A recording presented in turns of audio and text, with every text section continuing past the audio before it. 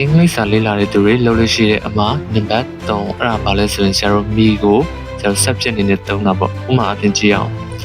My friend and me are going to the movies ကျွန်တော်တကယ်ချင်းနဲ့ကျွန်တော်နဲ့ကရုပ်ရှင်သွားကြည့်ကြရဆိုတဲ့အဓိပ္ပာယ်ကိုပြောချင်တာပေါ့နော်တကယ်တော့အဲ့ sentence ကဆရာတို့မှားပါတယ်ပေါ့နော်တကယ်ပြောမှာ my friend and I လို့ပြောရမယ်ဘာလို့လဲဆိုတော့ဆရာတို့ subject နေရာမှာရှိလို့ဆရာတို့ me ကဘယ်နေရာမှာသုံးလဲဆိုလို့ရှိရင်ပြုလုပ်ခင်ရတဲ့ object နေရာမှာပဲဆရာတို့သုံးလို့ရမယ်ဟုတ်ပြီနော်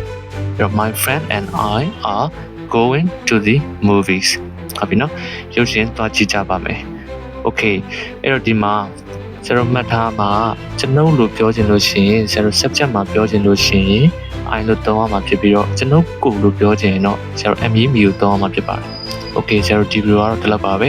ဆရာတို့အသုံးဝင်တယ်လို့ယူဆလို့ရှိရင်ဆရာတို့ရဲ့ channel လေးကို like comment နဲ့ share လေးလုပ်ပေးခဲ့ပါအားလုံးကိုကျေးဇူးတင်ပါတယ်